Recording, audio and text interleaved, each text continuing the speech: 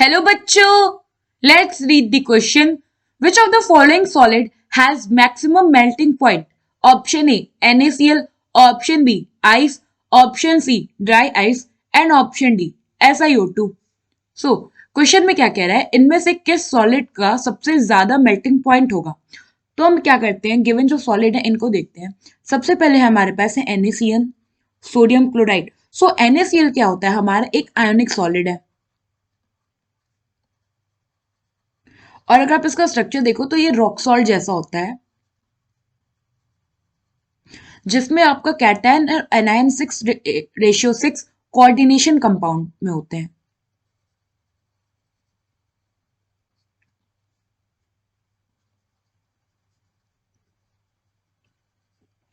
और अगर आप इसके मेल्टिंग पॉइंट की बात करो तो इसका मेल्टिंग पॉइंट होता है रफली around 801 degree Celsius. Now second है हमारे पास आइस। सो बेसिकली आइस क्या होता है, वाटर का सॉलिड फॉर्म होता है। तो जो हमारा आइस है ये किससे बना होता है, वाटर से ना। यहाँ पे अगर आप बात करोगे इसके मेल्टिंग पॉइंट की, तो जो आइस का जो मेल्टिंग पॉइंट होता है ये होता है 0 डिग्री सेल्सियस। ना थर्ड है हमारे पास dry ice. So dry ice क्या होता है, ड्राई आइस होता है जब हमारा CO2 सॉलिड फॉर्म में होता है, ये होता है ड्राई आइस। नाउ अगर आप इसके मेल्टिंग पॉइंट की बात करोगे तो इसका जो मेल्टिंग पॉइंट होता है वो होता है around -110 degree Celsius. And fourth one is SiO2, silicon dioxide. So SiO2 जो है ये हमारा एक covalent three dimensional network solid है, जिसमें कि ईच जो सिलिकॉन होता है वो sp3 हाइब्रिडाइज्ड होता है।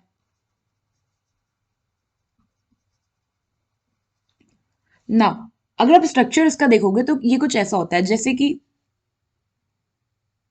ये हो गया सिलिकॉन हमारा सेंट्रल एटम, ये टेट्राहेड्रल मैनर में ऑक्सीजन के साथ अटैच होता है। बेसिकली एक ये इसका ऑक्सीजन हो गया और अगर एक इसका ये ऑक्सीजन है तो फर्दर ये जो सिलिकॉन होगा ये दूसरे सिलिकॉन के ऑक्सीजन के साथ अटैच्ड होगा।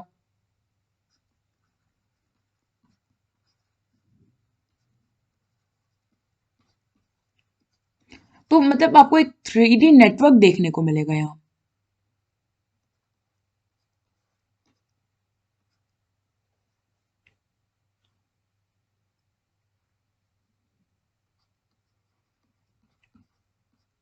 फिर ये ऐसे बॉन्डेड होगा। तो अगर आप यहाँ देखो तो यहाँ पे अगर जो हमारा ईच सल्फर है, सॉरी ईच सिलिकॉन है, ये होता तो क्या है, SiO2 सिलिकॉन डाइऑक्साइड होता है। बट क्योंकि ये 3D नेटवर्क फॉर्म में होता है तो ये क्या करता है, दूसरे SiO2 के ऑक्सीजन से भी बॉन्ड फॉर्म कर लेता है और ये 4 ऑक्सीजन एटम से सराउंडेड होता है।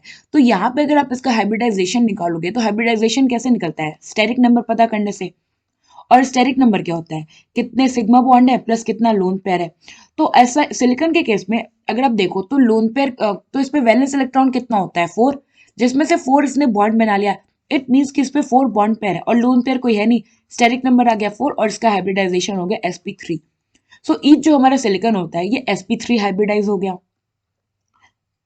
एंड अगर आप इसका बॉइलिंग पॉइंट देखोगे तो इसका जो बॉइलिंग पॉइंट होता है वो क्या होगा, इन सबके कंपैरिजन में सबसे ज्यादा होगा, क्योंकि ये एक सॉलिड 3D नेटवर्क है। वेयर जो हमारा NaCl है या वाटर है या ड्राई आइस है, इनका अगर आप देखो तो इन तीनों में सबसे ज्यादा मेल्टिंग पॉइंट किसका था, NaCl में। और NaCl से भी ज्यादा किसका होगा, SiO2 का। क्योंकि SiO2 क्या है, एक 3D नेटवर्क है और कोई भी चीज अगर 3 डायमेंशनल फॉर्म में है इट मीन्स कि उसका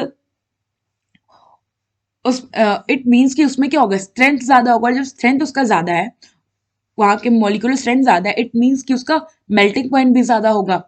सो यहाँ पे हमारा ऑप्शन डी जो है वो करेक्ट ऑप्शन होगा। आई होप आपको एक क्वेश्चन समझ में आया होगा। Thank you.